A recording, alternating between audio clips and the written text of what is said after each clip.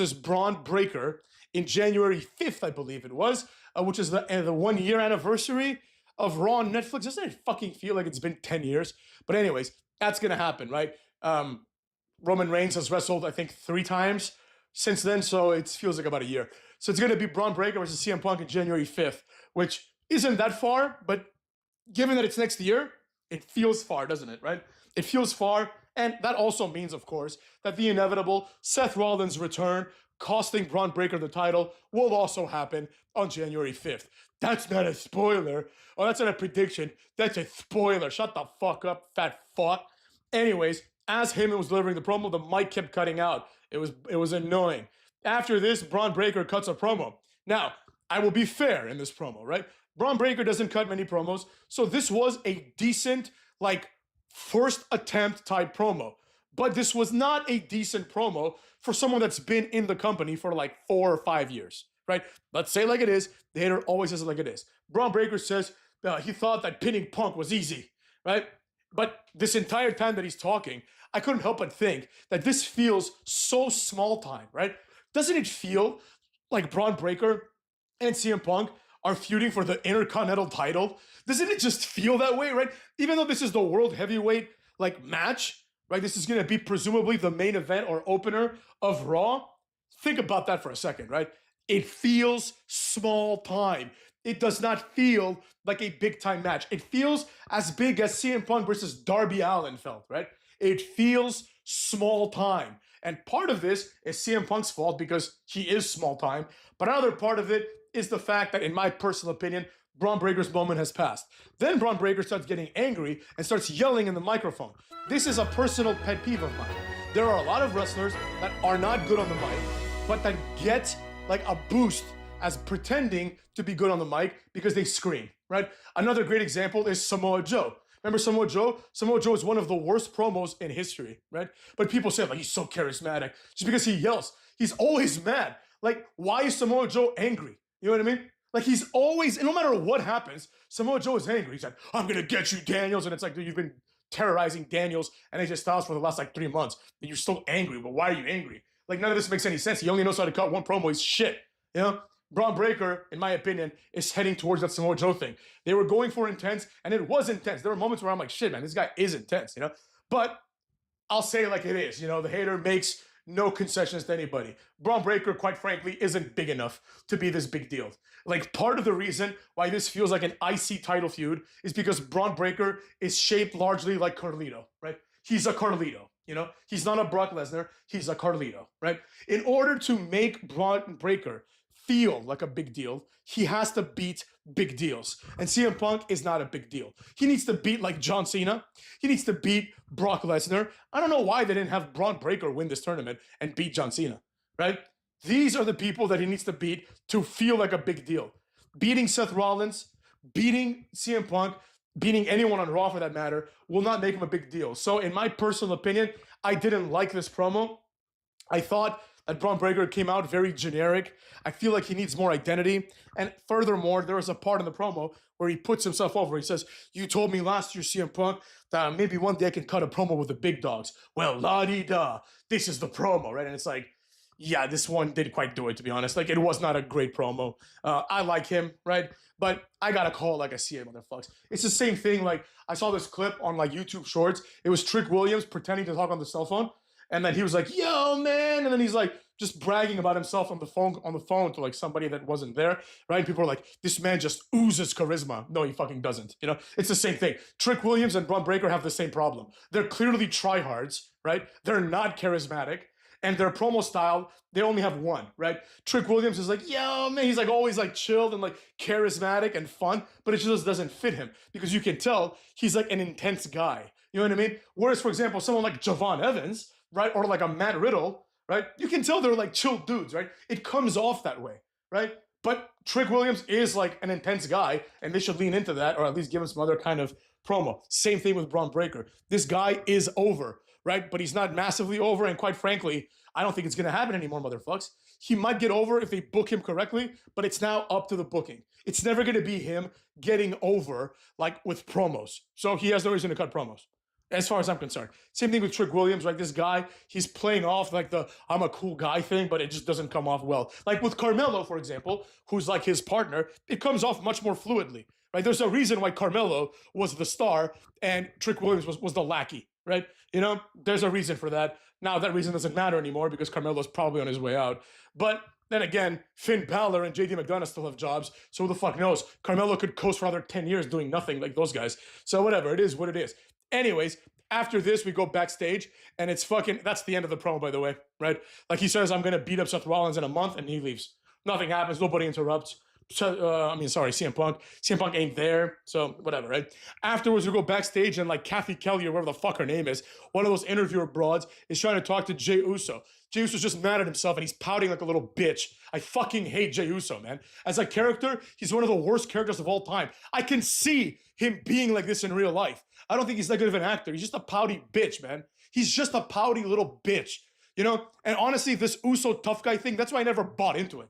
That's why I never bought into the Samoan tough guy act, right? The Rock, maybe. Roman Reigns, he looks like a serious guy, but I do think these are just a bunch of pussies. You know what I mean? Like all of them. Oh, Haku once tore a guy's asshole out and then used it to kill another guy. Okay, sure he did, bro. Sure he did. I don't buy that shit for a second. They're like, Haku would destroy Brock Lesnar. Brock Lesnar would destroy the entire, like, Isle of Samoa, right? And that's not a slight against the Isle of Samoa or the Isle of Tonga. Brock Lesnar would destroy the Isle of everything. The Isle of Man, the Isle of Beast, the Isle of Australia. There is no one like Brock Lesnar, but neither here nor there. Basically, Jey Uso's being a pouty little bitch. He's having this like, hey, leave me alone, man. Like he's having that attitude, like, man, leave me alone, man. And then like Kathy Kelly or whatever is asking him, hey, Jay, can you give me a moment? And he's like, nah, man, leave me alone, man. You know what I'm saying, man? Yeah, leave me alone, man. And then she's like, oh, but come on, Jay, it's me. Right? He's like, Jackie O. Her name's Jackie. He's like, he keeps calling her Jackie O. Like, that's fucking weird, man. There are people called Jackie O that are more famous than this broad. And this guy, like, he just knows. That's all he knows. That's the only pun he can come up with. He's like, oh, Jackie O, ha, ha, ha. Clever for the 3 people that get this shit reference. But anyways, that's not here nor there. Anyways, he tells her, like, look, man, you know, maybe I'm not as good as I thought I was. Oos, right? Maybe Roman Reigns was right. Maybe, like, the belts look better on him. Oh, shut the fuck up. Enough. Like, at this point, Zelina Vega should appear out of nowhere and treat him like Andrade, which is like, stop, yeah, what fucking man. Or maybe, like, have, like, Bram. Remember Bram from TNA, right? Where he came to Magnus, who is now Nick Aldis, and Nick Aldis was being, like, a little pouty bitch, because he was like, oh, I'm just a champion, but he was, like, a coward. And Bram just comes and grabs him by the throat. They're supposed to be, like, best friends, and he's like, the fuck's the matter with you? You know what I mean? Man up. This is not the Nick Aldis, or whatever the fuck his name was. Yeah, I guess it was Nick Aldis. This is not the Nick Aldis that I know, or the Magnus that I know, right? Be a man, you know? Someone needs to rattle Jey Uso and be like, be a man. But the problem is, motherfucks, that this has already happened before. We are tired of seeing Jey Uso in yet another insecure Jey Uso run. Oh, I don't think I can beat Gunther. You can. Oh, I don't think I can. You can. Oh, I don't think I can. Then Gunther, like, destroys Jimmy. And then he's like, oh, I think I can, Us. I think I can. And then all of a sudden that confidence goes away because he lost a match against LA Knight, right? And he didn't even get pinned last night, you know what I mean? It's not like this guy he's lost LA Knight before, you know? He didn't lose like a big opportunity. He lost a match against Cena, who he eliminated last year, so he already has a win over Cena this year, so get the fuck out of here, you know? But he's being a little bitch. I have no interest in seeing where this goes. After this, we go back to the ring, and it's time for Gunther versus Solo. This was a long match, and this is one of those matches that I could see people pretending was good. But the problem was this. I don't give a flying fuck if Gunther is there against all 5 of the MFTs. Gunther is coming out on top. The MFTs are jobbers, motherfucks. Solo Sikoa is a jobber. Nobody gives a flying fuck about Solo Sikoa. They did make him look strong, but for some reason, Solo Sikoa looked fatter today than usual. Oh, don't body shame him. Shut up. How about lose your titties before you go out on TV and try to entertain me? And that goes for you too, Gunther. You know what I'm saying? These 2 titty guys, right, these 2 fat asses come out there, right? They don't look like wrestlers at all. You know what I mean? Like, if you put them, like, in the same general vicinity as Drew McIntyre, nobody would guess that Gunther is the guy that gets the biggest pushes. Everyone in the world who didn't know who these guys were would be like, well, obviously, the long-haired, handsome one with a great physique must be pushed more than the 2 ugly fat ones with shitty physiques, right? It's unbelievable to me. I don't understand the logic, right? It's not like they have something over Drew McIntyre, right? It's not like they're better on the mic or they're better in the ring. They're better than Drew McIntyre at nothing. You know, and again, I'm not this big Drew McIntyre guy, but I recognize real. You know what I mean? Like you have like Jacob Fatu, you have all these jobbers, Solo Sikoa, they're like regular dudes. Like watch this match with Gunther. First of all, it's not believable at all that Solo Sikoa would have any chance against Gunther. Like Gunther, even though he's a little bit chubby, like he looks like he can kick your ass. You know what I mean? Like he doesn't look like he can kick your ass the same way that Drew McIntyre or let's say like a Booker T or a Batista could, but he does look imposing, right? Versus Solo Sikoa is just a regular fat dude. This is like the guy that hasn't gone to the gym in like 3 years and is going back now to get in shape. He like there's like 10 Solo Sikoas at every gym, right? And about 300 of them on January 2nd. You know, same thing with Jacob Fatu. It's just like regular dudes. You know, just because they talk, you know what I mean, doesn't mean that he's intimidating. Just because he wears grills and has balding like red-colored dreadlocks doesn't mean that he's intimidating. He's a regular dude. You know. It's like, you know, you ever watch those movies, those monster movies like The Ring or some shit like that, and like the little girl comes out of the TV and you're thinking to yourself, why is everyone afraid of this little bitch? You know what I mean? Like if that girl came out of the TV in front of me, I would just fucking DDT her on the spot. And if she's still standing, maybe a couple of F5s, hater style, you know, I would do the job. And if she's still standing after that, I'd hit her with my signature move, the Hade wide open, and that would be the end of that. You know what I mean? That'd be the end of that. People, I don't know why people are afraid of things they can beat up. You know? Like you see these movies where like the monster's like some little shit. You know, like The Conjuring. It's like some devil thing in a workshop. He's like 3'1", right? How about test Big Boot him right in the face, and if he's still standing, hit him with a fucking jackknife powerbomb. You know what I mean? What the hell is this shit? You know? Same thing, I feel the same way about Solo Sikoa and Jacob Fatu. They're like regular dudes. They're regular dudes, man. Like, there's no world in which someone like Brock Lesnar would ever be intimidated by someone like Jacob Fatu because he knows he could eat him in 3 seconds, right? Like, when they had Lashley, right? They had Lashley, they still had Solo Sikoa. I'm like, in what world would Lashley look at Solo Sikoa and not think, hey, fat boy, I'll break you in half? That's exactly what he's thinking. But anyways, that's neither here nor there, mother cucks. Anyways, so after this, the match goes on. The finish was kind of nice, but also kind of stupid. Basically, Tala Tonga, who in my opinion is like 2-3 weeks maybe out of missing his opportunity. This guy could be something, but if nothing happens in the next 2-3 weeks, this has Omos written all over it, you know? So anyways, he comes out and he tries to distract Gunther, right?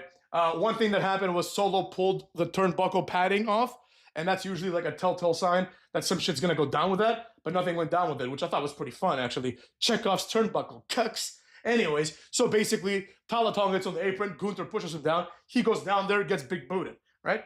Then Tala grabs him, right? Grabs his arms, puts him behind him, and Solo comes in to chop him, right? The referee's there, he's like, what the fuck are you doing? You're gonna get DQ'd, right? First of all, Tala Tonga is holding the fucking opponent, Gunther, right in front of the referee. So how is it that the referee doesn't just automatically disqualify Solo? But he doesn't. So that would have been better, in my opinion, as a finish, because what happened next is this. Basically, Solo charges towards Gunther. Gunther just kicks him. Then he low blows Tala. Then he throws fucking jobber-ass Solo into the ring. The referee, for some reason, is distracted by Tala, who had just gotten low blowed, like big fucking deal. So what, right?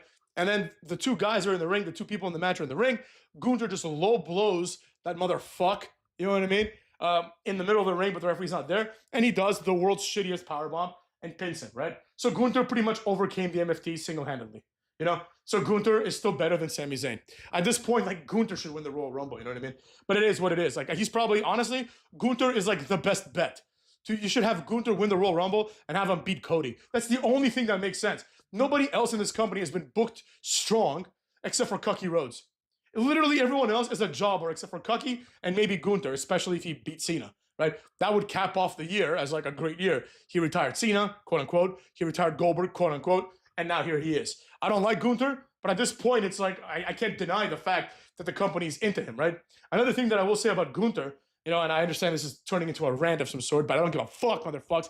That's why you motherfucks are in here. You ain't in here just to hear the results. You can read that shit. You're here for the haters' brand of comedy. Cucks! Anyways, I will say this. Gunther, because he's so shit in the ring, every move that he does could just be the end of the match, right? This is not a testament to Gunther, but if this was done correctly, it'd be nice. So, for example, if you had a wrestler that had like 10 finishers, right? Any one of those finishers could justifiably win the match. But with Gunther, it's like he does a clothesline, the match could end, right? The match could end because Today, the clothesline could be Gunther's finisher. Tomorrow, it could be the powerbomb. The next day, it's a sleeper hold. All moves, by the way, that you could find on WWE or WWF, I should say, SmackDown, like the first PS1 game. You know, all those moves were in that fucking game. Unbelievable. But anyways, neither here nor there. The point is, Gunther does these moves and he pins someone. You're like, oh, this could be it, right? Whereas, like, you know that if Jey Uso super kicks someone, it's almost never going to be a 3 count, right? You know that when Triple H does a spine buster, it's never going to be a 3 count. You know that when Booker T does the bookend, it's almost never going to be 3 count. But with Gunther, it's like he could do a chop and that could be the end of the match because that's how shit he is. You know, remember that match he had with Ciampa where like the match goes on for like 45 minutes and then in the end Gunther just chops him in the chest and pins him. Like that was the end of the match. I couldn't believe it. It was fucking retarded. That's when like I think I realized that this is all horseshit. You know, they keep telling me Gunther's great. I'm like, no, this guy sucks balls. But anyways, that shit went down. That's how it went down, cucks. After this, we go back to Adam Pearce, who's in the same spot he was in. The referee shows up, and he doesn't know dick. Thank you for nothing, cuck. After this, AJ Lee, not the woman, but the tag team, show up, and they want the War Raiders next week. The War Raiders are still employed? I automatically assume these guys were fired, given that we haven't seen them in about 6 months. But I will say this. I do like the direction of AJ Lee, the tag team, right? They're out there trying to fight, man. They're fighting champs. That's what you want to see. You know, you want to see champs that put on an attraction match. AJ Styles at this point of his career is always going to be an attraction match, right? Like people are always going to be like, oh, cool, AJ Styles, let's watch. You know, like, even me, like I actually watched the entirety of the AJ Lee match tonight against New Day, right? It wasn't, trust me, it wasn't because of Kofi Kingston, Dragon Lee, or Xavier. It was because of AJ, you know? So I'm looking forward to a degree to see AJ Lee versus the War Raiders. I'd also like to see AJ Lee, the female wrestler, against the War Raiders and have them just hit the fucking, whatever the fuck it was called, the death sentence effectively, you know, on her. That'd be fun. Anyways, after this, we see Rey Mysterio getting interviewed by Kathy Kelly or whatever, right? And she's like, hey, maybe you want to be IC champion again. She just asked him because Dominic is the champion. All of a sudden, Logan Paul appears and talks shit. Logan Paul says, the title's coming with the Vision. This solidifies that Logan Paul is part of the Vision officially. And it looks like he's going to go after Rey Mysterio. And then he's going to try to get the IC title from Dominic, right? If this happens, it's going to happen in a specific way, but not anytime soon because what's going to happen next, I think, became obvious in the next match. The next match in the main event, somehow, is the women's tag team #1 contenders match, right? Unbelievable. Like, the women's tag team titles aren't good enough to main event Raw, in my opinion, let alone a match to determine the #1 contenders for this bullshit title. So anyways, but I will say one thing that is good about the tag team titles, in my opinion, the women's tag team titles, is that there's one of them, right? So this opens the doors for the titles to be defended in NXT, for the titles to be defended on Raw, on SmackDown, right? To have a team from NXT come up and maybe organically make it to the main roster, right? So you can have, like, for example, an NXT tag team win the titles, right? And then they go on Raw to defend it against, I don't know, the Kabuki Warriors or something. And then while they're on Raw, that's it, right? They're on Raw. That's how that goes. They lose the titles eventually and they just stay on Raw. You know, that's a good way to bring someone up to the main roster, I think, with something like that. So I do appreciate that. There should just be one mid-card title for all 3 brands, one championship for all 3 brands. And imagine that. Imagine if, like, Cookie Rhodes is the champion, but, like, let's say Trick Williams, for the lack of argument, right? Let's say he's kicking ass and he's like, I want a title shot, man. You know, I'm not getting any opportunities. I'm stuck here in NXT. There's no NXT title anymore, let's say, right? I want a shot at Cookie, right? And then Cookie goes to, like, NXT, like, you know, like April's Fools or whatever, right? And then he drops it.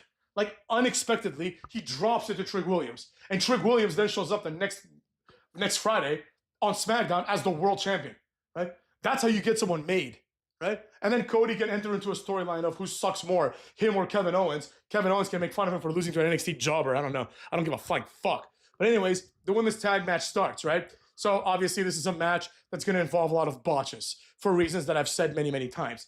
The match starts. It's a long, prolonged match. To be honest, they are wrestling their hearts out in terms of, like, making this match feel like a big deal. Rhea goes for the Razor's Edge, botches it completely. She can't lift up Charlotte. Rhea Ripley is not that strong. I remember there was an interview where she was like, I think I can beat up 70% of men, which is fucking delusional. Like, delusional, motherfuckers. Like, maybe, like, she can beat up, like, 5% of men, right? The fat guy at the diner would bury her in 2 seconds, right? She can't even lift Charlotte in a Razor's Edge with Charlotte's help, right? If I had Charlotte, I would fucking throw her through the roof. You know what I'm saying? But anyways, that's neither here nor there. The point is, she does it, she botches, right? After this, even though the match goes on for a fucking eternity, and it has makings of a good match, at least from the perspective of the viewers who are chanting, "This is awesome," the match then obviously gets ruined by the Kabuki Warriors, who come in to do some damage, right? Perfectly reasonable thing to do. The Kabuki Warriors are heels. They are the champions. So why wouldn't they do this? They come in there and they start doing double team moves, right? Here's where shit hits the fan. Kyrie tries a kick, misses completely. Kyrie cannot wrestle whatsoever. Like, it's 50-50 with this broad. It's 50-50. 50% of the time, she does the move and it looks like shit. The other 50%, she misses it completely and botches, right? Then, immediately after this kick, Asuka goes for a kick. Guess what happens, motherfuckers? Asuka hits it perfectly. No, she doesn't. She also misses. Now, at this point, you might want to put the blame on the person taking the kicks. Maybe she's retarded. Doesn't matter. I don't care. It looked like shit. After this, Bayley and Lyra come in and they start beating up the heels. Then Liv and Judgment Day, meaning the broads from Judgment Day, all three of them, come in. They beat anybody else, right? Doesn't anybody in this company, aside from Liv Morgan, want to be women's champion? It looks like every broad is going after the tag team titles. Then there's a moment. Raquel picks up the title and gives the other title to Roxanne Perez to celebrate with, right? And then Roxanne gives it to Liv. And then Liv gives it back. This is to signify that now Raquel and Roxanne are the new tag team. And that Liv Morgan is now focusing on the women's title, right? So what I suspect is going to happen is Judgment Day is going to beat AJ Lee. They're going to win the tag team titles. Dominic is going to stay IC champion, whatever, Mexico Grande Campeón, whatever the fuck it is, for a minute. And then Liv is going to win the women's title. And Roxanne and what's-her-face are going to win the women's tag team titles. They're going to have like 7 belts with them. However, none of those belts mean anything because nobody gives a fuck about any of them. At this point, just have Dominic beat CM Punk. That's actually like a compelling match. They can go back to like when CM Punk terrorized him as a kid, right? And now like Dominic can like blame everything on CM Punk or whatever, and then he can like go in there and whoop that ass. So with that being said, Cucks, this episode of Raw, I did enjoy it. I thought it was lame. Been very busy, so I don't know how this video turned out to be 42 minutes, but here we are, Cucks. That being said, take care of yourselves, and I'll see you motherfuckers tomorrow, which is going to be one of the busiest work days of my fucking life. So take care of yourselves, and go fuck your mothers. Cucks this!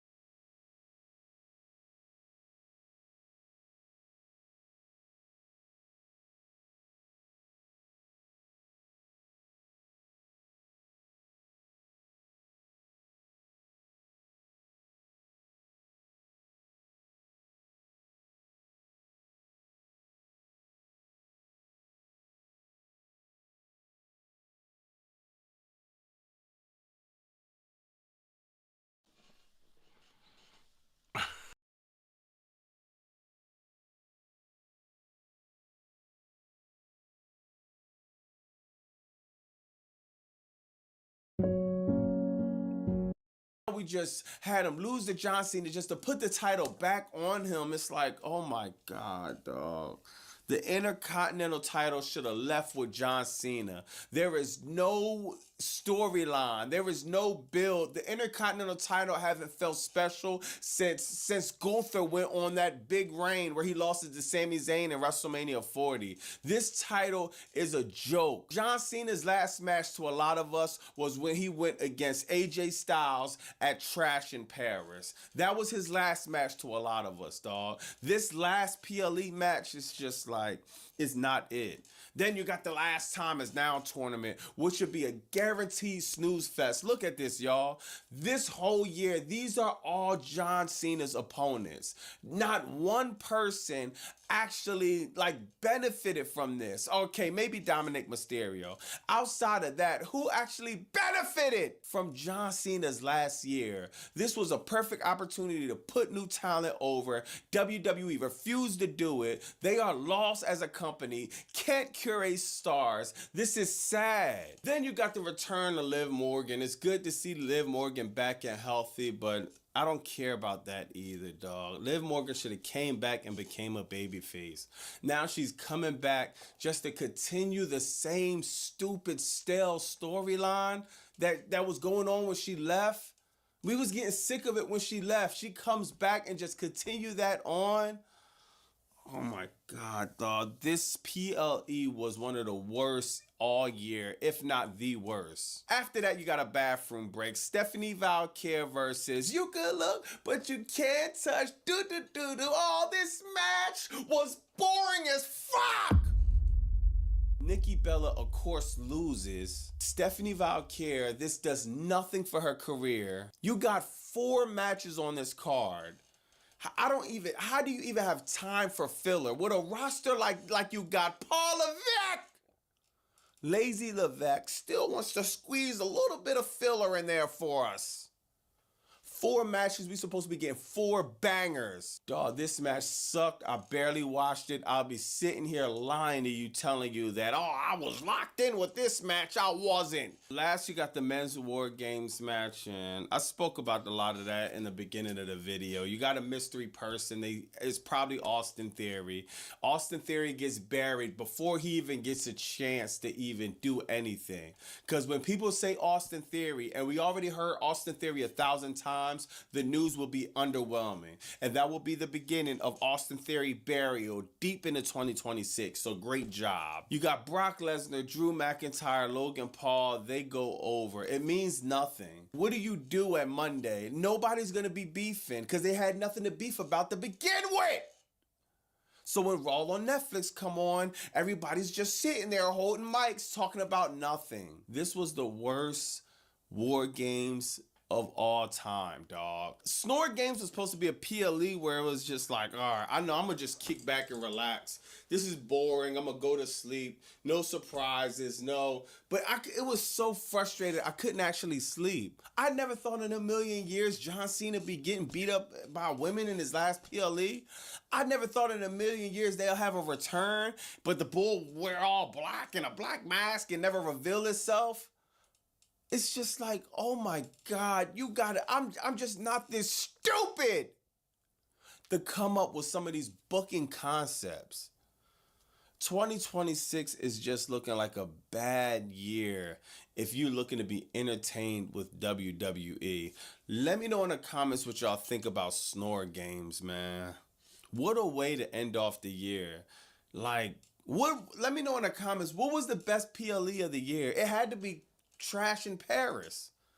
And I think Trash in Paris might have been the best PLE of the year. Either that or Evolution when it comes to WWE, bro.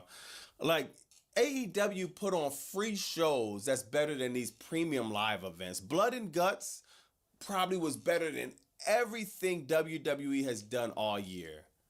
This place is a shit show. It's a circus, and dog. Oh man, I'm dreading 2026, man. Seriously.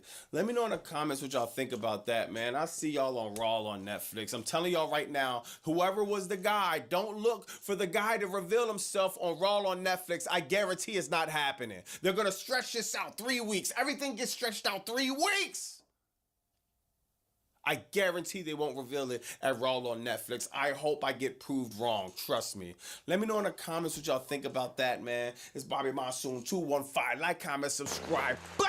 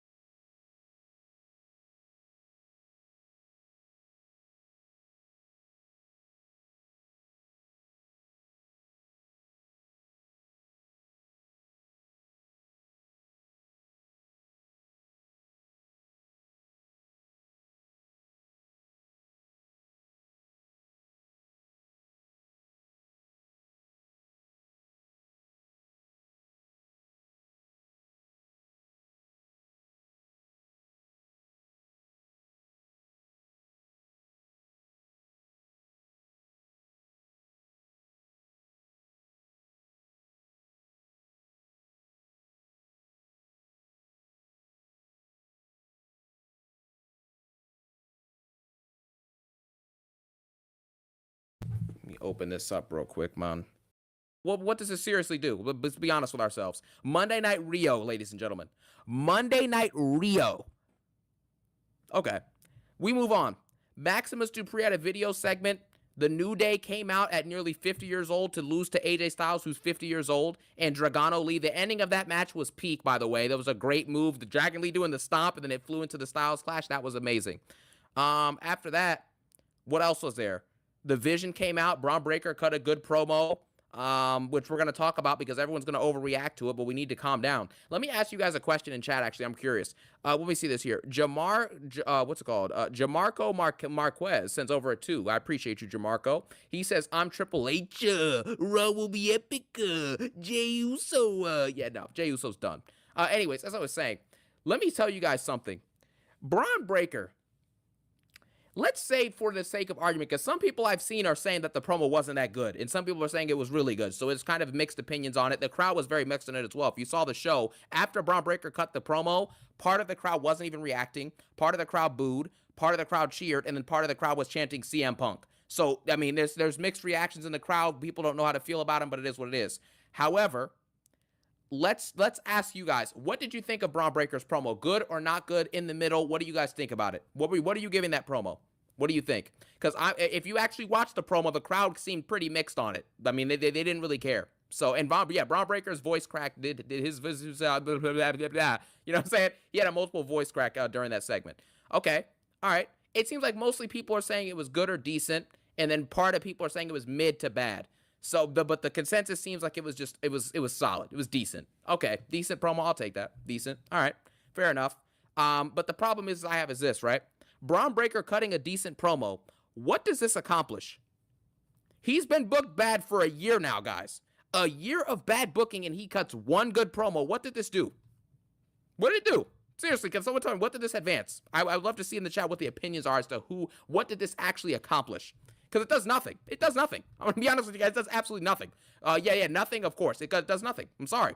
We have to ask ourselves these questions because when segments happen, what really makes a segment or a promo or a match good is, can it happen and you think about it and it gets better the more you think about it. When something happens in the moment and you're like, man, that was cool, and then the more you think about it, it gets worse, it wasn't good. In the moment after Braun Breaker cut the promo, I was like, you know what, man, that was actually a good promo. Then I thought about it for a second. I was like, well, number one, if you give anyone on the roster the freedom to take any type of personal shot they want at the person they're fighting, the promo is going to likely be at least solid, which is what the promo was. Secondly, obviously, Braun Breaker's been booked horrible for a year. So him being booked bad for a year makes it so that no one cares what happens in this promo. So that's problem number 2. Problem number 3, guys, Braun Breaker is not a believable main eventer yet. So are you telling me that after one promo, in 1 year of bad booking, everything has just changed? Come on now. Let's think about it. Let's ask questions. Braun Breaker has told no good stories. He's cut a good promo now. He's been on the main roster for a year and a half. He's been sitting under Seth Rollins and Paul Heyman for 8 months and is finally now cutting one good promo. I don't know. We'll talk about it. In the meantime, let me go through some of these donos, man. I got y'all. Okay. Tumaz sends over a 5. Thank you, Tumaz. You know what I'm saying? Triple H saying it would saying it would be epic, but wasn't even good enough to be considered mediocre. I'm so done with this garbage. Rip WWE. What's it called? Triple K. You know what I'm saying? Can suck it. Well, it is what it is. I mean, at the end of the day, Tumaz, thank you so much, by the way, for the dono. But, bro, it is what it is at this point. I mean, we have to really be honest with ourselves, guys. This episode was not good. Now, I understand that everyone's going to fall into the trap of it being, quote unquote good because listen, Solo versus Gunter was a solid match. Braun Breaker cut a good promo. But outside of those things, which again have no long-term value to literally anything, outside of those two things, what happened tonight? We had Monday Night Rio. We had a main event that ended in a brawl. What was captivating about tonight's show? What, Logan Paul and Rey Mysterio arguing backstage? What happened here? The New Day versus AJ Styles and Dragano Lee? What did we do? I'm trying to understand what the appeal is here. You know what I'm saying? Anyways, Sherez Seal sends over a 5. She says, wait, hold up. Did I read the one before that? Oh, yeah. And I can't stop thinking about the jobber in the hoodie. Yes, sir, man. We're going to have to add something else, by the way. Thank you, Sherez Seals, for the donut. I appreciate you. However, we're going to have to add something else here, guys. Drew McIntyre, if he keeps on mentioning going forward about how he hasn't won a championship since COVID, I'm going to have to say, I can't stop thinking about COVID. So we're going to have to look into that going forward. Walst Money sends over a 14. Appreciate you so much, Walst Money. Thank you for the dono, bro. He says, these fans who said Survivor Series was not that bad are basically lowering their standards. Not that bad is just another word for mid, and we should not be getting mid pay-per-views. Walst Money, amazing point. Thank you for the dono. That's complete facts. At the end of the day, if we're really just accepting anything, then these shows can be deemed as good or be deemed as decent. But this isn't decent, guys. We have to have some type of standard for this garbage. We have to, bro. It's as simple as that. We can't sit here and let me just read to you what happened tonight, guys. Before I get into, because I'm going to get to the donos obviously in a second, but let's just read through this again. What happened tonight? Let me open this up real quick. We had LA Knight versus Jey Uso. Gunter versus Solo Sikoa, a Maximus Dupree video segment, right? We had, a main event segment that was just a brawl between 4 women's tag teams in a women's division that's dead in the tag team division. We had a opening up of a promo with Rhea Ripley where she said nothing and said Monday Night Rio. We then had, we had Braun Breaker cut a good promo, and that was it. That was your show. What about that is a great show? How is that amazing? How? I'm trying to understand. I'm really trying to see from other people's perspective what about this show was a successful, massive hit, and I can't see it. But to be honest with you guys, I mean, most of these shows suck. So, I mean, you can't be surprised at this stuff. We just have to be honest. You know what I'm saying? We have to call it like it is. These shows aren't good. So it is what it is, man. Let's get back into the donos. Tyler Newton sends over a big 20, man. W's in the chat for Tyler Newton, bro. Tyler Newton sends over a 20. He says, my kids refused to go tonight in Glendale. What was epic? Jay crying?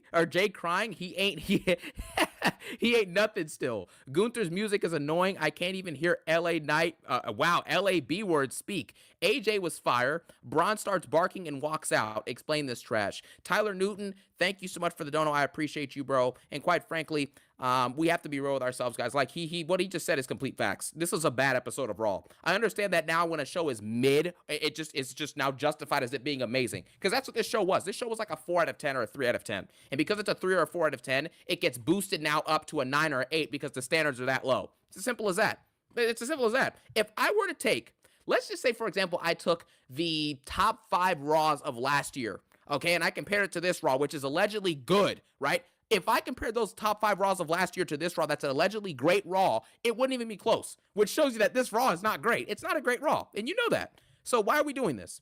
Anyways, Tyler Newton, thank you for that. Mr. Slayer, the GOAT, Mr. Slayer is back. He sends over a dono. He sends over a 5. He says, the dono of all facts, no bias was to you last stream, by the way. I appreciate you, Mr. Slayer, man. Thank you so much for your continued support. Thank you, my boy. Epic Sage sends over a 2. He says, this crap is so bad. Epic Sage, thank you for the dono, and I appreciate you, and I agree with you, of course, because quite frankly, this stuff is very, very bad. Mr. Slayer sends over another 5. He says, can't wait for Gunther chopping Cena 20 times on Saturday Night Main Event. Again, we're going to get to Gunther in a second, but guys, Mr. Slayer, thank you again for another dono. Gunther has 3 moves. I thought it was 4 or 5 moves, but it honestly is actually 3 now. And here are the moves. Chop, chop, chop. Those are your move that Gunther's doing, bro. I'm gonna chop you, I'm gonna chop you, I'm gonna chop you. There you have it. Simple as that. There's no other way to really go about it, guys. We're just chopping people at this point. Everything is a chop, chop, chop, chop, chop. Chop, chop, chop, chop, chop. Powerbomb, chop. Clothesline, chop. Powerbomb, chop, chop, chop. Clothesline, chop, chop, chop. What are we doing with that? Who is captivated by that? I don't understand. I literally, this is the go back and watch the Gunther match if you do not believe me, guys. Go back and watch the Gunther match. This is what Gunther did in the match. He chopped. He did a superplex from the top rope. He did clotheslines. And he hit a powerbomb and a low blow. That is what Gunther did in the match. You can go back and watch it and fact check me, but that's exactly what he did in the match. A guy does 4 moves. When Jey Uso does 5 moves and is super over with the crowd and yeeting, everybody's saying that it's stupid and it's annoying, including myself. But when Gunther does 4 moves and is boring and gets no reaction, we're saying that he should retire Cena. Do you see the double standard? And I know Jey Uso's trash as a singles competitor. I understand that. But why is it that Jey Uso sucks for having 4 moves and being super over, but Gunther not being super over and having 4 moves is amazing and peak? There you go. There's a double standard. Let's be honest here. You know what I'm saying? We're here to call it the facts. It doesn't make sense. But again, we have to act like it's different. We have to act like Gunther is just completely different from everybody else. He's a legend. He's amazing. He's not. I'm sorry. If Jey Uso was like 8 or 9 years younger, he could have had an amazing Intercontinental Championship reign just like Gunther did. Maybe not as long, but he could have easily probably put that on. For either. If you take Jey being over right now and take his in-ring abilities from like 4 or 5 years ago and his promo ability from like 2 years ago, Jey Uso would be unanimously the greatest Intercontinental Champion of all time. If Gunther is the standard, Jey Uso in his prime would be better than Gunther as the IC champion. I'm sorry. Facts are the facts. Your local Ethan says over a 2. He says, "Oh, you ready for C-Jax?" Yes, sir. I am ready for your boy C-Jax, man. Your local Ethan, thank you so much for the dono. Someone in the chat just made a great point. Joe Tessitore. Joe Tessitore can't motivate me to drink water in a desert. That's how bad he is on commentary. He is so... Welcome to Monday Night Raw. Welcome, guys. We are here in Arizona. I hope everyone's having a great day.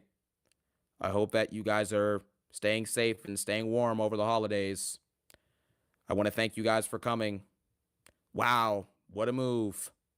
Rhea Ripley, again. Great powerbomb. How are you guys doing over there? Wade, you good? Wade, what a move. 1, 2, kick out. Whoa. Oh, man, a hip attack. Hope you guys are enjoying at home. We'll see you after this commercial break. Wow, Jey Uso with another spear. This is awesome. Like, bro, come on, man. You know what I'm saying? Come on, bro. That is Joe Tessitore for you. That is literally Joseph Tessitore in the flesh, bruh. That's what Joe Tessitore does, bro. It's ridiculous. Joe Tessitore has not had a good commentated match in many months at this point, bro. You open up the show, there's 0 energy at all. Joe Tessitore comes out there, and they're in the middle of a match. You can have 5 finishers hit. They're all kicked out of, and everyone's flying across the ring. Craziness is happening, and you look over at Joe Tessitore, and he's talking about some... Man, I can't believe that Io Sky has done the over-the-moonsault. Liv Morgan is back, Wade. Wade... What are your thoughts on John Cena? How about LA Knight? Yeah. Yeet, we're yeeting, Cole. What? Where's the energy? We used to open up shows and we had pyro blaring out of the screen and everything was going absolutely insane and we were excited and hyped for what was coming. And now Josephine Tessitore comes out there and basically talks about some, have a great day, everyone. Peace out and one love. Come on, bro. Stop this nonsense, man. We gotta move on with this garbage, bro. It's ridiculous. So your local Ethan, thank you so much for that dono, by the way. I appreciate you. Walt's Money sends over another 7. He says, did WWE hire Scooby-Doo and gang to find out who the mystery man was? I don't know, but Walt's Money, I appreciate you with the dono. So there you have it. Yeah, no, Joseph Tessitore should literally do ASMR. You know those ASMR videos, bro, where people are literally like ASMR trying food and doing all that stuff and doing like Q&As? That's what Joe Tessitore should do rather than being WWE commentator, bro. He could literally eat his food while watching wrestling and be like, we're now watching Roman Reigns come out. We're now watching Brock Lesnar come out. Jonathan Cena for his final match. Like, come on, bro. Like, it's so stupid. Like, what are we doing, bro? I don't understand this garbage. Anyways, Chris ZB sends over a 2. He says 4 letters, 1 word, Done. You know what I'm saying? Honestly, that's probably what it is, man. Chris ZB. You know what I'm saying? I appreciate you, bro. Appreciate the dono. Pal Freeze Gambit sends over a 2. He says, Steph must be in Triple H's ear with these crap woman matches. Honestly, that's probably what it is, man. Pal Freeze Gambit, I appreciate you, bro. That's complete facts. These shows are so bad. I'm like, who is in Triple H's ear telling him to book this garbage? 2Maz6718 sends over a 2. He says, Jay, I'm no good enough, Oos. Me, no, you're not. 2Maz, thank you so much. It's complete truth. Jey Uso finally realizing tonight that he is a jobber is actually needed. Now what needs to happen is Jey Uso needs to lose his confidence, and Yamato Uso should come over and help build back up his confidence, and they can become a tag team again and have 1 or 2 more great World Tag Team Championship runs as the Usos, and we can move on. That's what we need from the Usos. Jey Uso does not need to be doing this singles run stuff anymore, man. It's over at this point. Anyways, Mr. Oh, wait, hold up. Whoa, man. I'm missing a lot of the super chats, guys. I got to go back here and read these. You know what I'm saying? Mr. Hanky sends over a 2. I appreciate you, bro. I appreciate you as well, 2Maz, by the way. He says, did you read Instagram message yet from a while back? No, I did not, actually. I need to be more active on Instagram and go read it, man. You know, if you drop your username, what's it called? Actually, if you just DM me right now, I'll probably remember it's you, and I'll just go check it after the stream or tomorrow or whatever. But thank you, though, for the donut, man. I appreciate you. Elijah Day sends over a 2. He says that Braun Breaker promo was fire, though. Elijah Day, thank you for the dono. The Braun Breaker promo was solid. We need to really... I'm going to explain why the promo was not as great as everyone's saying it is, but it was still a good promo, all right? Don't get me wrong. I'm not hating. It was a good promo, but we have to really look at things in context. When a guy like Braun Breaker has been booked awfully for a year and a half, sitting as a jobber lackey to Seth Rollins, to Brunson Reed, and then to Brock Lesnar and Drew McIntyre and Logano Paul now, and now he cuts one good promo and everything's just gone. He's been booked bad for a year and a half. And I'm sorry to say this, but the way that Braun Breaker's voice is, there's some type, he's missing a little bit of inflection in his voice because of the way that his voice is. It's not his fault, but I'm just saying. Like, if Roman Reigns cut a promo, or if someone else with a deeper voice cut a promo, it has, like, more of a point to it. But with Braun, there's a little bit of squeaking in there and voice cracking, which makes it funny, but he's not supposed to be funny. He's supposed to be taken seriously. That's his character. So it's different. I don't know. I don't like Braun Breaker on the mic, but, you know...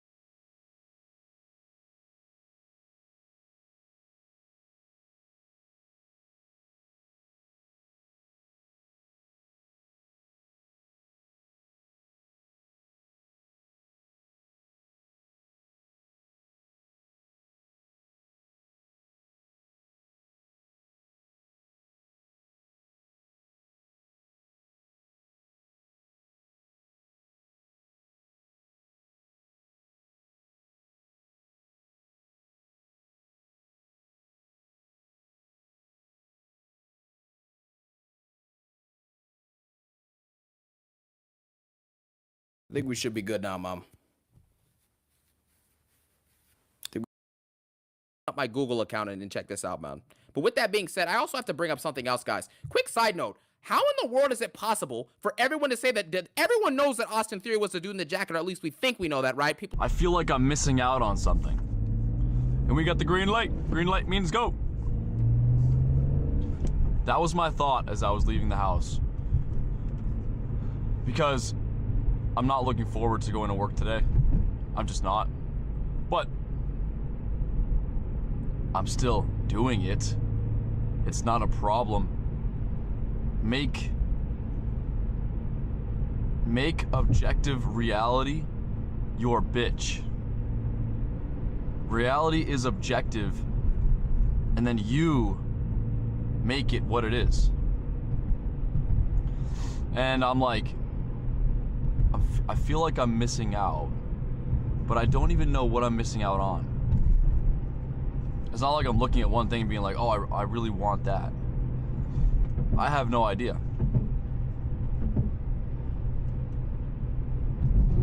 I need to figure that one out.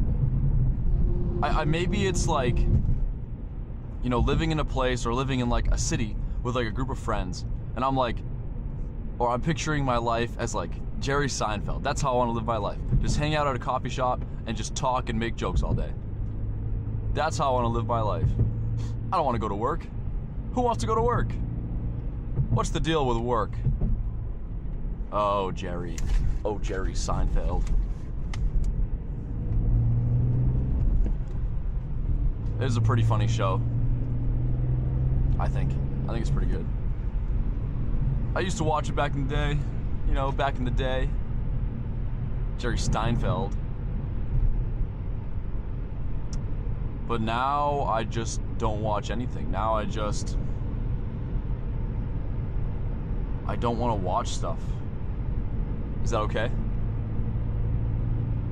I don't want to watch TV shows and brain rot and gamble and watch football all the time. I don't know what I want to do. I don't know what is it that where is it that I need to be, or what do I need to be doing to feel like, oh, I'm like not missing out. What exactly is that feeling? Because I realize that once I say it out loud, it's like I don't even know. Like I can go anywhere and do anything. Sometimes it feels like the place that I live, right? Because I'm just in my, like, it's more of I live in my own little prison, but I make it that way. You okay, babe? I make it. You can make your house a prison, bro. You can make your house a prison. Like yesterday, that was the feeling before I left the house, and it was dark and rainy, and I had to leave the house to go to soccer, right? But before I left the house, like when I was inside in the dark after having like slept all day, I was kind of just in my house alone in the dark. And it really is amazing how you can put yourself, you can turn like an objective situation into like a bad thing. Because like yesterday when I was driving through the rain, I was like, oh, this weather is miserable. It's not though, it just is. Things just are. See, now I sound like, who would say that? I sound like a philosopher. Ooh. I'm acting like I have no right to philosophize on things. Like, doesn't anyone? Don't I have just as much right to like think about stuff as, I don't know, who's a great philosopher? Aristotle. Socrates? Socrates, yes. Everyone references Socrates, so I'm just gonna say Socrates. How can the thoughts of a guy like Socrates still be relevant today? And then people like bash old people, or not old people, but like old ways of thinking. Is it not still relevant today? We're kind of like one atomic bomb away from living like cavemen again. So what's the difference? What is the difference between us and cavemen and ancient Greeks who didn't have electricity? How the hell did we figure out electricity? Oh no. Who figured that out? I couldn't. But I need to ask myself, what is it? Because I'm going to do fence right now. Because excavating man doesn't have work for me until Wednesday. And I don't really care. I gotta make money. But I'm thinking to myself, there's gotta be a way I can make enough money to live without having to like kill myself. Bro, why do I really need to be in a hole digging? I mean, it's great. The work is great in terms of building character. But is it really, necessary? What do I really want? Well, I can't keep asking myself that, I don't think. I mean, you have to at some point figure out what you want to do. You can't be 40 years old being like Gary Vee. Although you could though. You could though. There is no right or wrong. There is no right or wrong in life. Who says that you can't be 40 and, you know, become a male stripper? Who says? Is that a law? Is there a law against that? Don't think so. I keep, I can feel the Hawk 2 in the back of my throat. It's kind of getting annoying a little bit. I don't know why I still have it.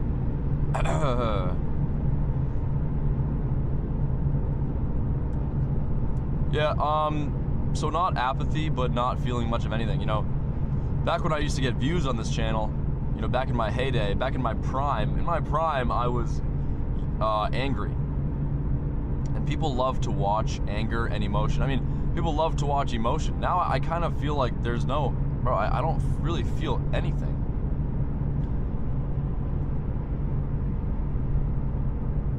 In a good way, you know. It's not apathy. I talked about apathy. It's not that I feel, you know, nothing like to the world. It's like I feel nothing towards myself. No anger towards myself or towards, there's no anger towards the world.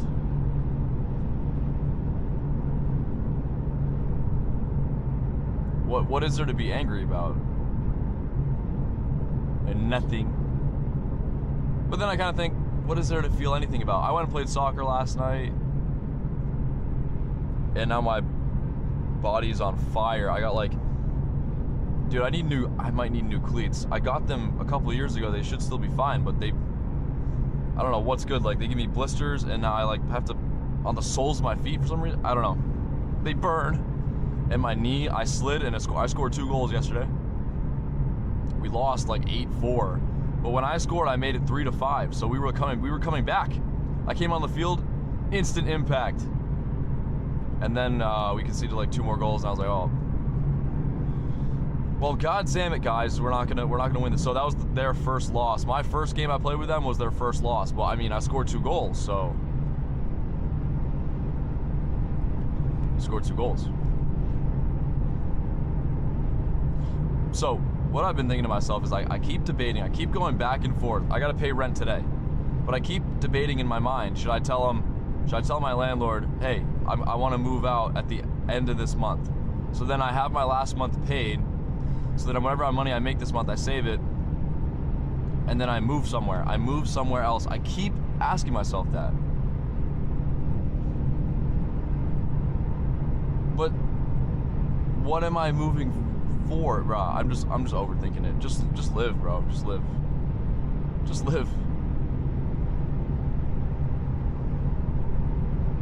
Like, if I'm unhappy where I'm at, it's me. It doesn't matter where I go. It doesn't matter where I live. It doesn't matter who I live with. I feel like I'm missing out on. I'm there. Uh-oh, freezing cold. I have to tell myself that. I have to keep reminding myself that I'm thinking of something in my head. I'm picturing some sort of greener grass somewhere. But that has to start with myself. Like, a different apartment is not the answer. A different city is not necessarily the answer. It could make things different, but it's just like, it's like the people who are like, I gotta go find myself, and they go move somewhere, and then they're just as miserable. Like, after like a month, they're like, it's all new, and then a month later, they're stuck with themselves again, creating their own reality wherever they're living.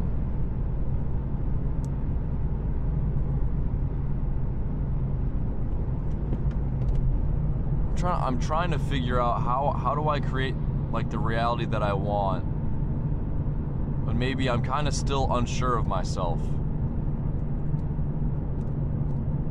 Oh, these guys are going slow. I don't really have time to go all the way around them. Okay, yeah, so simply I have to write things down. Writing things down. Because even talking to myself now, talking to the camera, there's no answers here, really. There's no answers in thought, in rumination, in sitting, thinking. You just gotta go do something. And like, I don't know, I think that going and doing an excavating job, I don't give a like, it's just, I'm just paying rent with it, that's all. But that's another fine thing to be doing, bro. I'm making money to put a roof over my head. All these things I'm doing are good. Everything I do, I'm not doing nothing. There is no such thing as doing nothing. You're always doing something. Even wasting time is just living. You're just living, bro. There's no, all these goals and all these problems that aren't real.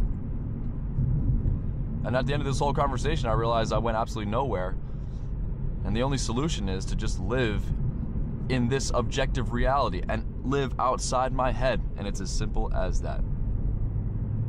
And I'll see you.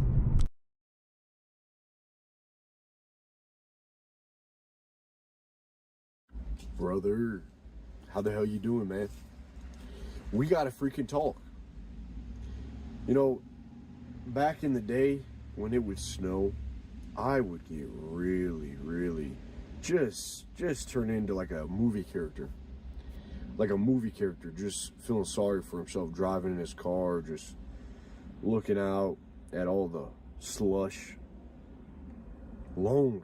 I felt like, what was the guy in Taxi Driver with Robert De Niro? Like Michael Britchell, Ricky Britchell, Tyler Britchell, something like that.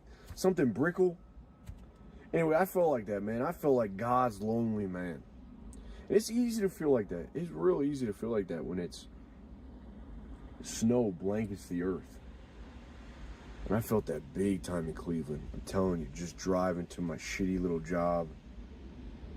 Oof. Ooh. It hurts. It hurts. But I'm glad I kept going. I'll tell you that much. I'm very happy I kept going. I'm very happy that I brewed up another cup of coffee. I'm very happy that I put my beef mince into the ramen noodle soup. And I threw a couple eggs in there and I just slurped that shit down. And I kept going to the gym. I'm very happy, man. Hell yeah. Hallelujah. So I know you may be feeling something similar right now. You see the winter, you feel it. You're like, man, I don't know how I'm going to make it. And this one's supposed to be a bit bad. But the winter ain't our enemy, man. Really, what the winter does is sort of, it makes people become barbarians. That's the one thing I sort of like about the winter. It forces you to become a bit barbaric. Really, like, really barbaric. People are out there, you go for a walk, maybe see a car that's stuck in the snow. I remember when I lived downtown in Cleveland, I had these just real big bull dyke lesbians that were stopped on the side of the road. And the demon in me was like, ha. But the spark in me, the love of the Father in me said, hey man, stop being a dickhead and go out and help those two. So you know, I got out, I said, hey, you guys need some help. So I started helping them. Boom, boom, boom. Show them what a man is. You know, show them, baby girl, it's okay. Here, baby girl. Here, watch me shovel this. You could just see them melt. Something break inside of them. Some hatred for man that they had just dispersed, just left their body. It was beautiful. I remember this. And I remember at the end, she was like, you know what, you're just such a gentleman, you're so kind, thank you so much. If you ever need a haircut, come and see me. I'm gonna give you a free haircut. I was like, this is amazing, man. And I felt, yep, I had impacted the world. I had done a good deed for the day. got them on their way. Anyway, it does. It forces me to be barbaric. Even sitting out here now, I'm freaking hands freezing.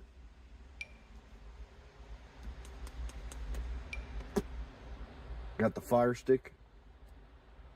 Become barbaric, man. You gotta shovel your driveway. You gotta find warmth. You gotta force yourself to move. And that's the key, man. That's the key. And that's all life's key. It's easier to do in the summer, but you gotta force movement. You gotta force movement. You gotta stay moving. Really, stay moving. And I know it gets tough.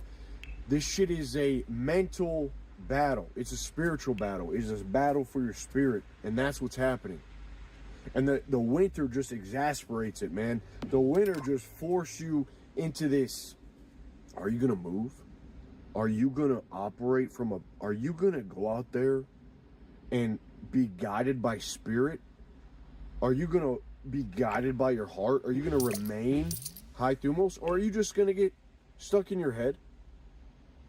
And are you gonna throw a pity party for yourself? Oh, we'll get it next summer. We'll get it in the spring. Bullshit, man. That's what I'm saying. I'm a little pumped about this. I'm a little pumped about winter. Come at me, winter. Bring it. Let's go, baby. Let's go. You gotta get pumped about something, man. Might as well be the monotonous things, you know? Might as well be this. But anyway, I moved to Illinois, and these warehouses that are popping up, this massive sprawl. You're riding on the highway, and you just see nothing. And you see these warehouses popping up, and that's the problem, is you don't even feel disgusted. You don't feel inspired, but you don't even really feel disgusted. You just feel a sort of meh. You're just nothing.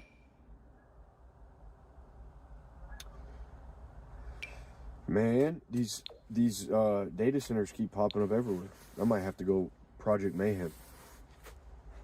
I'm just kidding, but seriously, man, these damn data centers are popping up everywhere. Like, what are they doing? Really, what are they doing? Who asked for all this nonsense? So, to start this video out, really, again, movement is key. The body needs movement, man. We got to be healthy. You can't retard max. You can't have too much freedom. Here's the thing. If you're going to just become a glutton, you can't have too much power and sovereignty and freedom if you ultimately use that freedom to become a glutton and a spoiled king. And if you don't use that freedom and that heart and that spark, if you don't use that to do good in this world, that's what I believe. That's the conundrum. That's the pickle. And so what ultimately every man has to do is sort of create a sort of structure in his life, a fatherly structure, a sort of a kingliness. You know what I mean? And only then can you fully retard max. A lot of people, that's why they never get it, man. They don't have this autonomy to begin with. They don't have the strength to begin with. So as soon as they fail, or as soon as they're met with hard times, they just crumble. And they're like, oh man, I tried retard max. Hey, get the fuck out of here. So you got to set yourself up to become, there has to be a care and a love for the body. You have to make the body structured. You have to make it a weapon. You got to become a beast, is what I'm saying. I know that's the thing. You see it with looks maxing. Really, this whole looks maxing thing with the Clav guy going viral.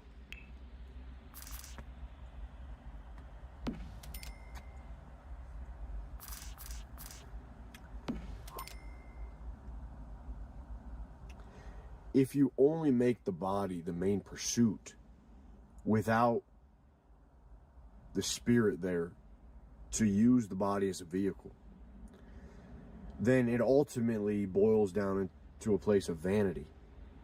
And what I understand about looks maxing is men especially are real fed up with the world. Like, we're a little bit fed up with the world.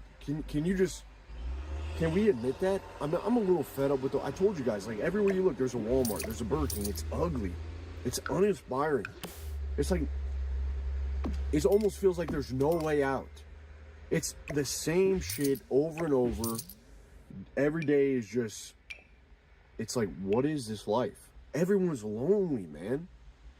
Everyone's lonely. They're carrying this burden of loneliness. We don't know what to do about it. I feel it. You feel it. Your dad feels it.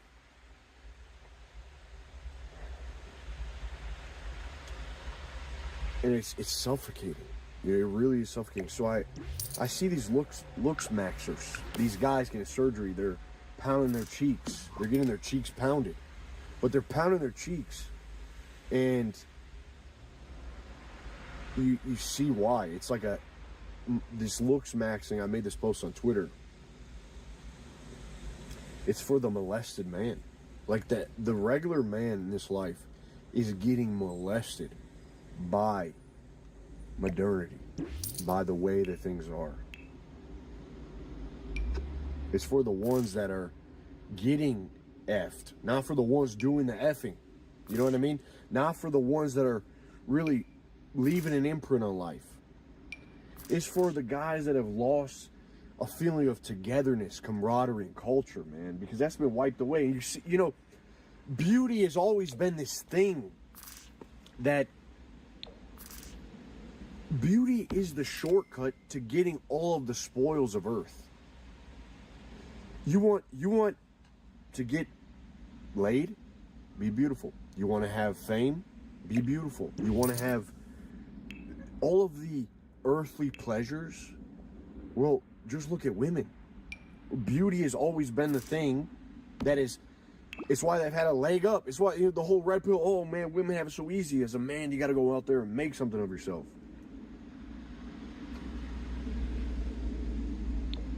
Beauty bypasses the hard work. And now, a lot of these young men, they're disillusioned, they're disenfranchised with hard work, with pursuing mastery, with patience and perseverance. Because what is all that perseverance for? What does all the hard work get you? Does it just get you more sprawl, urban sprawl? Does it just get you more cornfields? Does it just get you more Walmarts? More data centers? Does it just put you behind a desk? Where does this mastery lead? And so, well, we've been raped. We've been molested. So the answer, all of these men that want what the instincts want, what your horny desires want, be beautiful. Bypass the system. And so you see it. And so it makes sense when the spirit inside of you is gone. That's what it does. That's all that's left to do. You look good for Big Daddy. You know, the final plea, the final cry, I must look good for Big Daddy. I must look good for this world to get what I want. That's the only, so get surgery. This guy's doing meth, whatever, man. And you know, just look at all of we're weighed down by the machine, by the beast. And look at all of the concubines of the machine. Seriously, look at women throughout history. What has been this sexual mating strategy? What has been this, how do they get what they want? They get boob jobs. They get plastic surgery. They get enhancement, lip fillers. They do their eyelashes. They put on makeup. It's this peacocking, this female. That's how they get what they want. But these are, who does it too? Who does this? These are the women in our society that are getting fucked. Porn stars. Unmarried women. Older women. Divorced. These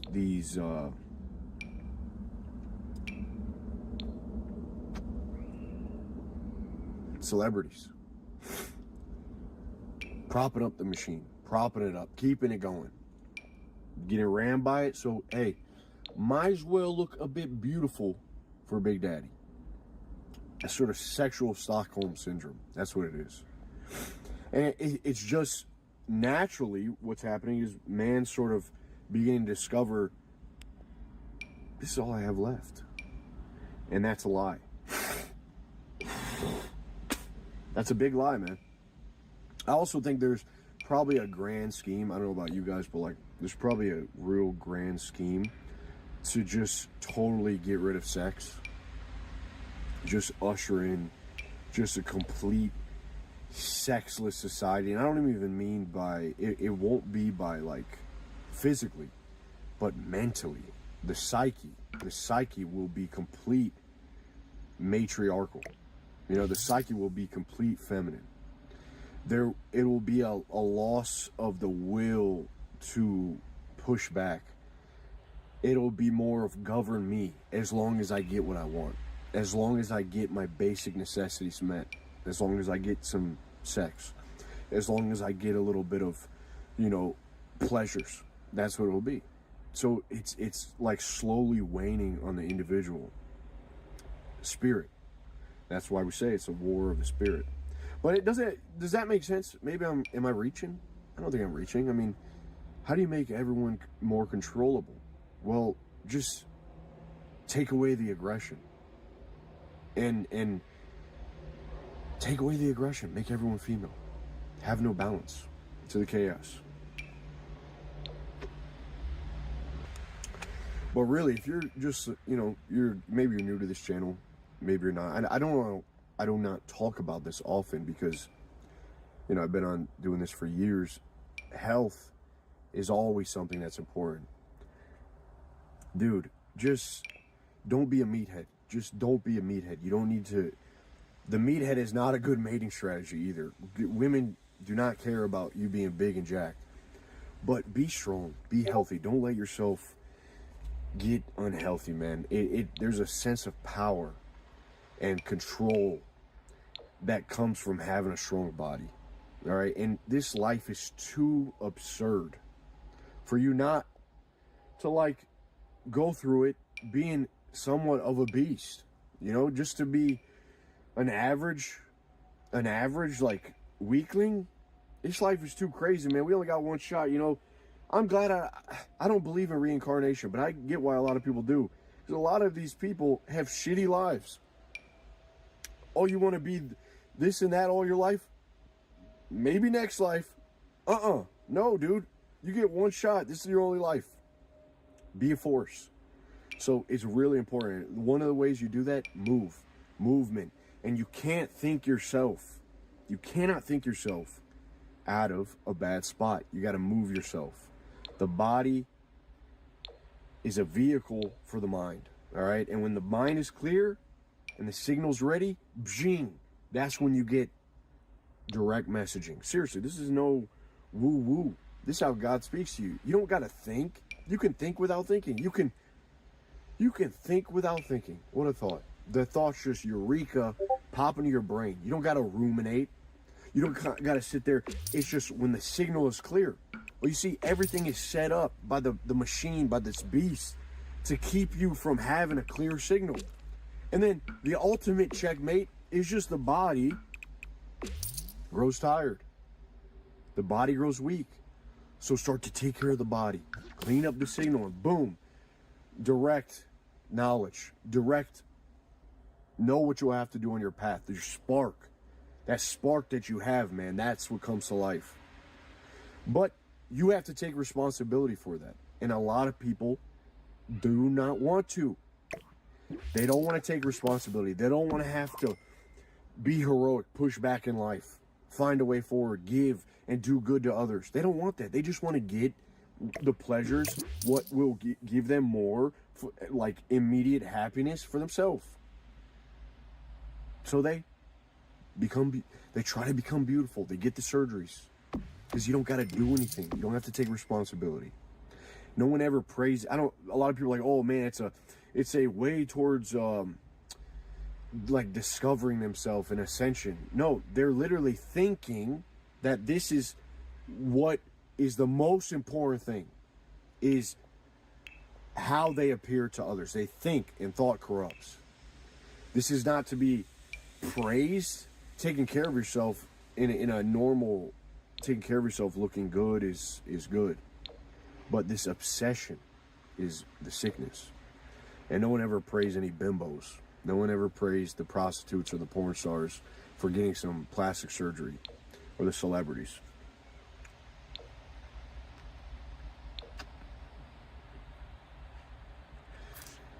But if the question is then, you know, we got to ask the question, well, if all of these things, if I feel like I'm being pulled in this world to do something, just if I feel like I'm unhappy, but I want the pleasures. I don't know, what else is there? What else is there than to eat a bunch of good food and to have a bunch of sex and to only worry about myself? Isn't that a question that we have to face? If we're lonely men, what the question is, what is going to make me happy? And what happened is Christ came and said, deny yourself. Now, a lot of people write that off, but if you just think to deny yourself, what does that mean? It means deny the flesh, deny the instinct that only wants to consume. Deny that. Pick up your cross and follow me. Now this, if you really look at it, it can be, sometimes you've been trapped away in the dark too long. All you need is a female smile to kind of crack you out of that nihilism, or a good conversation, a little tipsy laugh with the boys. But what I'm saying is the pursuit of only yourself. This idea came to me a while ago, that any ambition that you feel, any ambition that arises inside of you that stems from fear of not having enough, fear of not getting the girl, fear of not making enough money,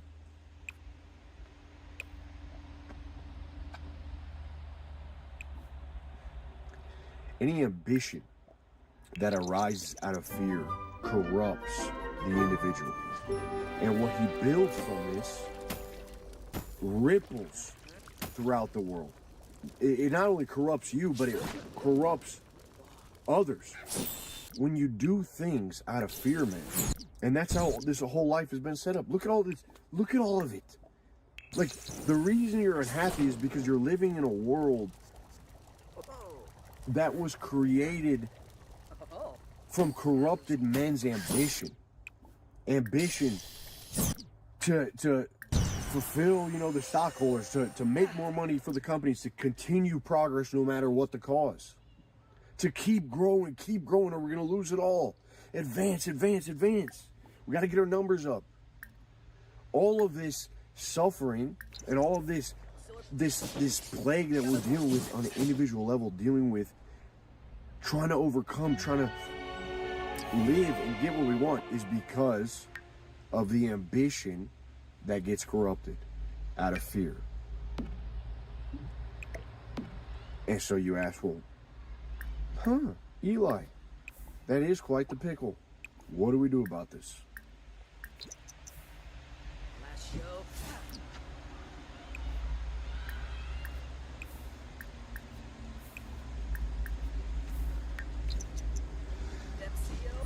And so first off, well, you have to see things a little bit differently. And that's where I think, that's the only place I really think that you can start, is first you gotta actually be a little bit like, all right, something's up. You know, a lot of people aren't. That's fine. If you're not there, keep living your life, dude. Turn this video off, keep living your life. Do what you gotta do. Okay, I really do think that God comes along probably and humbles most people, and he gives them a chance to see that maybe that this insatiable lust for consuming is ultimately like a void. It will leave you with a void, and only then, when you feel that void, that's when you start looking elsewhere. Seek and you shall find. Knocking, the door will be open. But a lot of people aren't seeking. A lot of people are not knocking. So if you are seeking, if you are a seeker, as I am, well, you see this world as kind of like a corpse. You know, it's lost its soul in the place of some beast. You know, some beast, man. some machine that just churns.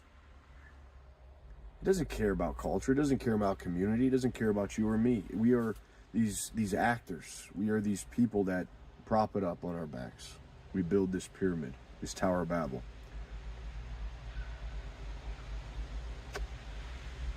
And when you see it as a corpse, well, you don't want to be a part of something that's dying. You don't want to be a part of something that has maggots on it. These maggots, these real plump maggots. Just Chewbacca. Is Chewbacca, what's the big fat thing in Star Wars sitting on his, just feed me, feed me. Right? You don't want to be a part of this. These are the guys pulling the strings. I'm out of this dead corpse. I'm out of here, man. Bury the dead. Let the dead bury their own. I'm out. I'm out of here. Adios, sayonara. So the greatest act of rebellion that you can begin to do is when the world gives you all these expectations, when they say what you should be, when they've trained you for most of your life, man. I know, look at this quality. I mean, this is just beautiful quality. Look at the degradation. Look at how it's degrading in front of our eyes. The night is setting. It's okay. The light still shines, baby.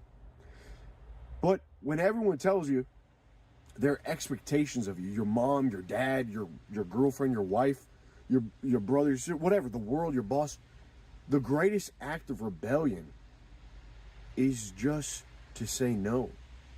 No to this. No to what they think the right way is. It's time to wave the damn Jolly Roger, man. I'm not going back. I'm not a part of this body. I'm not a part of this body. Now, most people will hear this and they think you are insane. They think that you just lost it. But most people have been so trained and conditioned, like Pavlov's dog, since preschool, to obey orders, to seek security, to always have a pragmatic, practical view on life. They've allowed science to become their God, tell them what to think, tell them what is dangerous, instead of looking to what serves them, what gives them strength and peace in life. They wane on the side, or they err on the side of just doing things so that they'll never have to experience suffering ever again. And what this ultimately does is kill the spirit inside of you. And it kills your thumos. It takes that spark that you were given, that childlike wonder. It takes it and it just crushes it like this, man. It stomps it like a flame. And retard maxing is stepping past this, going against everything that society has set up for you to be safe and normal. And the greatest rebellion is just to say no. And to begin living with that spark and that intuition that you get, to begin living with that, dude. And it's going to be hard, but that's part of denying yourself, picking up your cross, and following me, following him. The ultimate example. That's what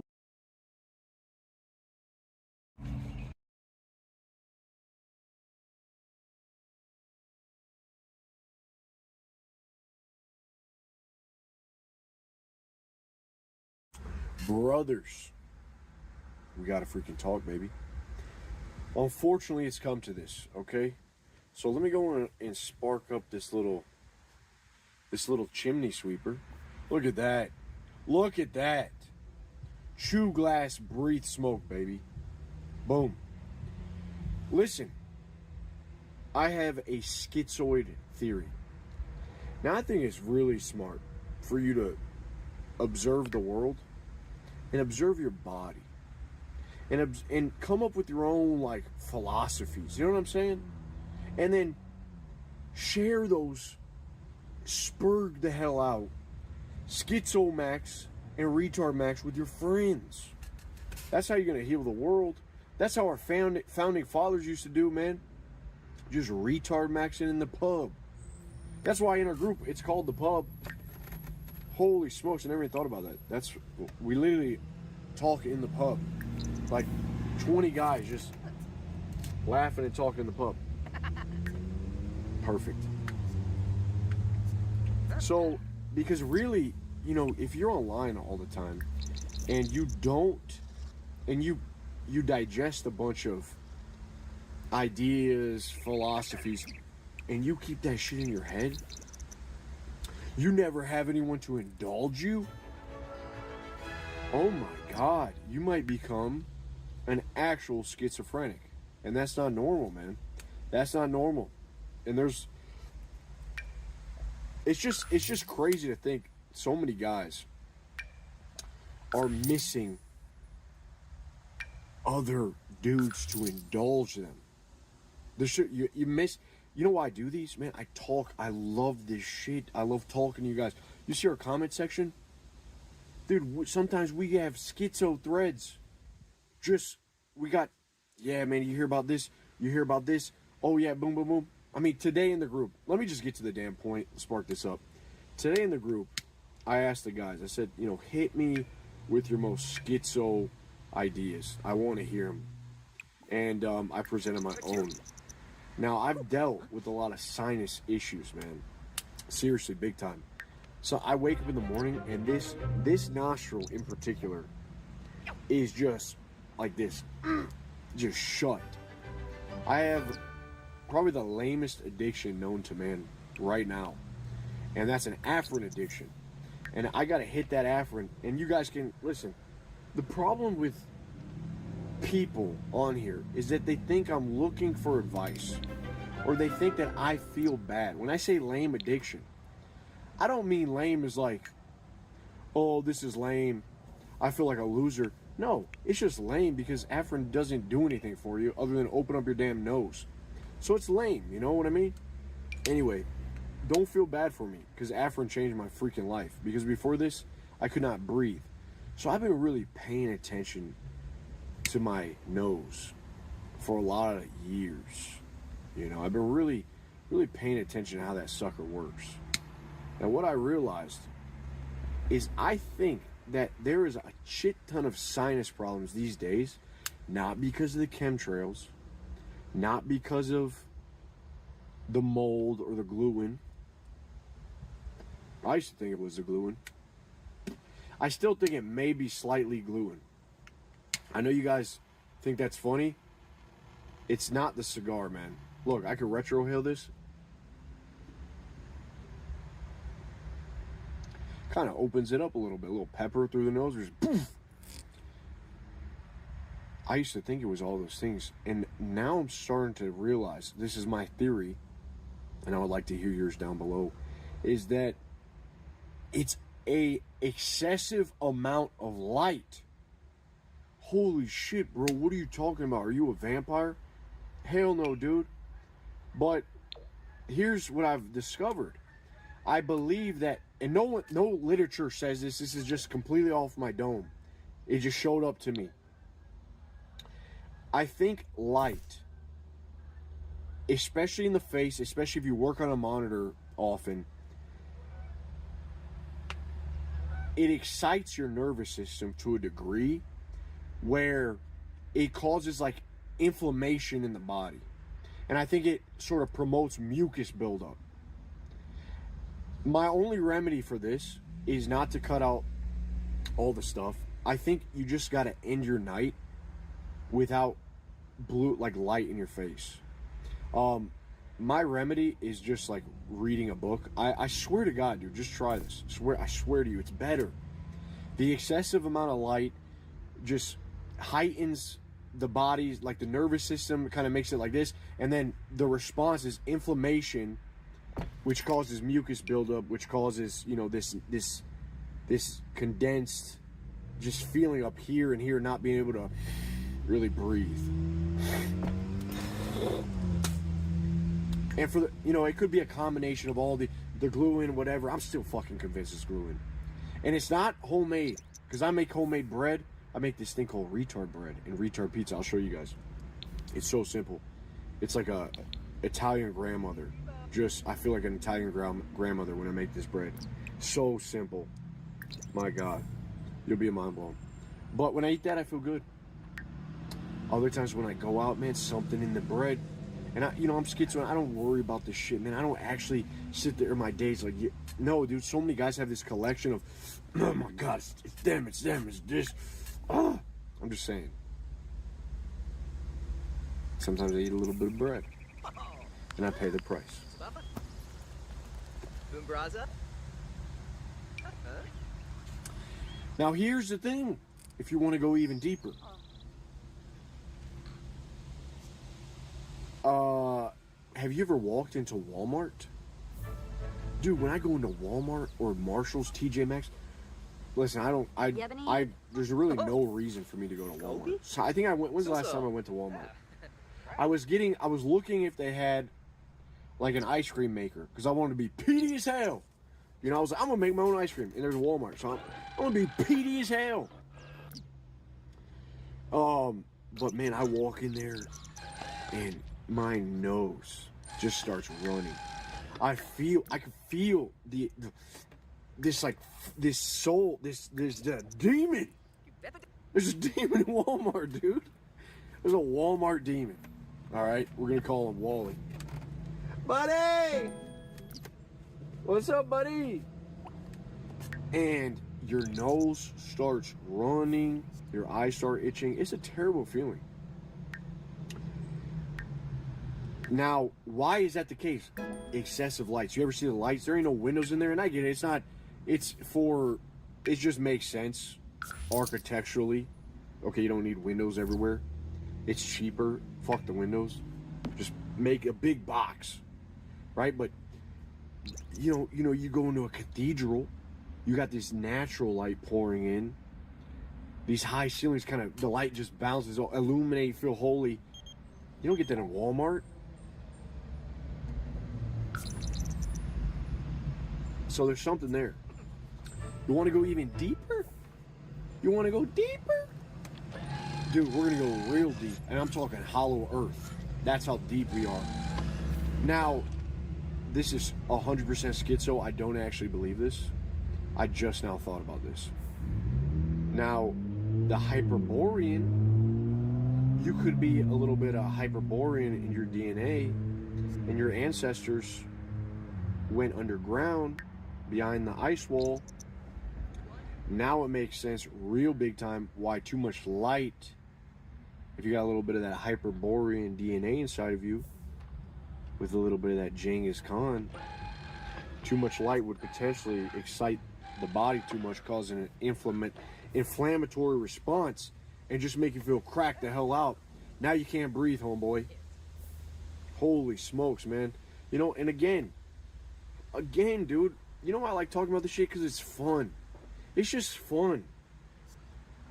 It's so hard to have friends that really will just indulge your own bullshit and not judge you, not like critique you, call you stupid. Maybe they call you stupid in funny ways. And you need people to sometimes call you stupid, because some people really get deep in this rabbit hole and they really start believing this shit. Again, I just clarified to you, I don't actually believe this. It's a theory. I don't spend my whole days on the internet typing this shit out. But I like talking about it. I like entertaining ideas, examining my body. See, what is this from?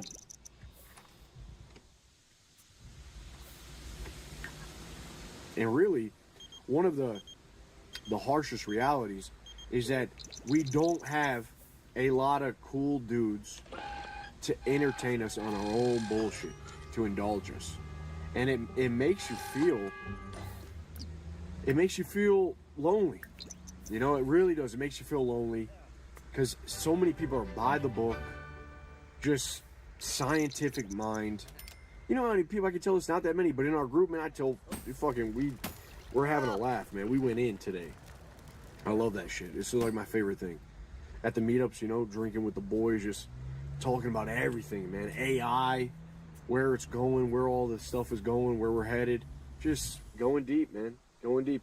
And I've noticed, I really think that men beat the spurginess out of you. Like, they beat the autism out of you. Other men do. Because if you're just going along your day and you're on the internet and you don't have any way to disperse all of this influx of data and opinions and these voices, just 1,000 voices. You know, people said death by 1,000 cuts. dude, schizo by 1,000 voices. Seriously, and you got no one to talk with you and kind of like humor you and then give you shit back. So first off, a lot of guys lose their ability to banter. You know how many guys get butthurt as soon as they like have a little bit of banter or a little pushback? It's like they run and hide. Dude, that's natural for men. That's what makes us men. We banter. You ever seen military guys? Those guys are the best at it. Because they're in a trench eating bread, just smoking a cigarette. Like, they gotta use humor because it's so bleak.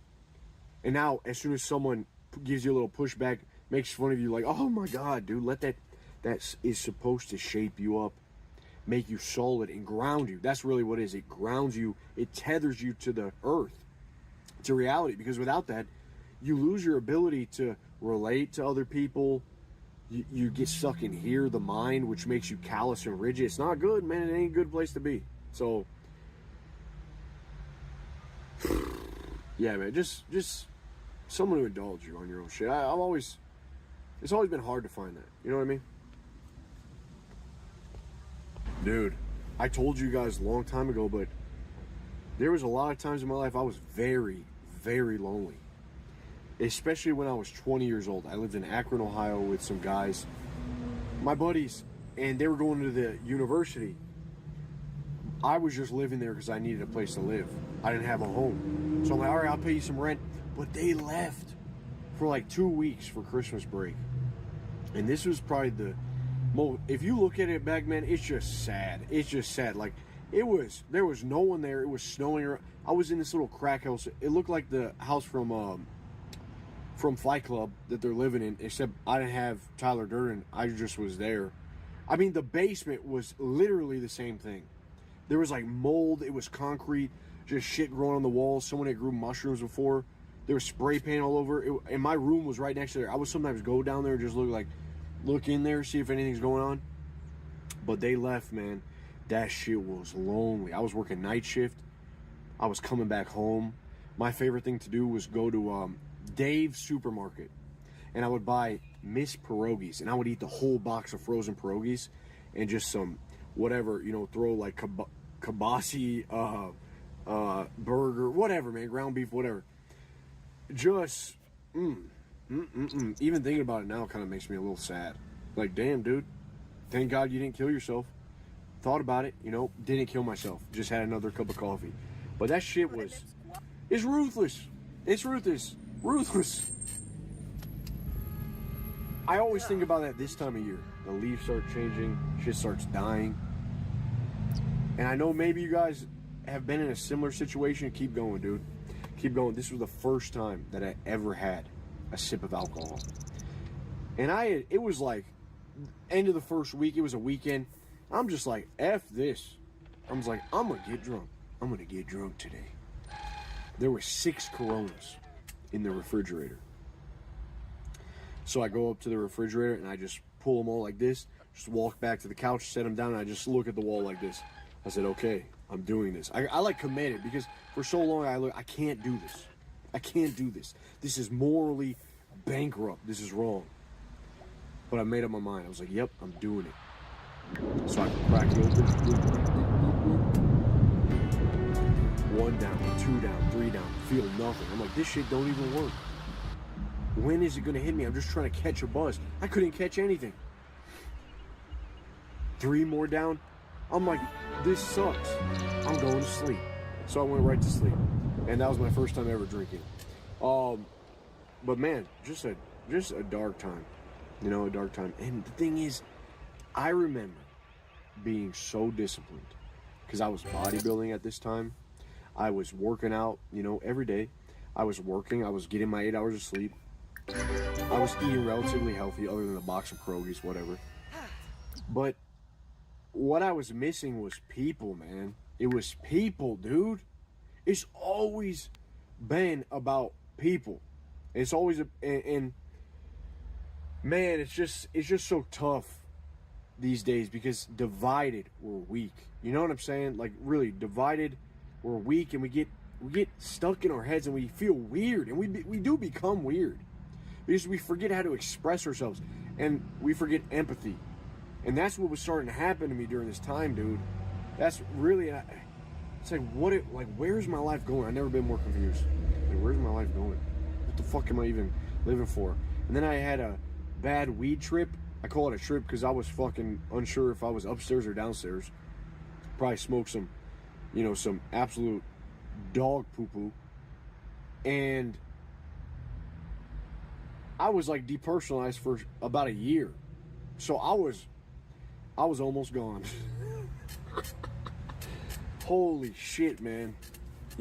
But that was what I needed at the time, I guess. Whatever you go through, that's what you need. You got to look at it like God is always trying to show you what you need to see. You just got to be willing to open up your eyes. So, hey, man. But again, disciplined as hell. And what I realized is that discipline is people say discipline is freedom. Can we agree? Discipline, they say, is freedom. Can you even debate this? I'm going to seem crazy just for being contrary here. I'm not just doing it for the sake of it.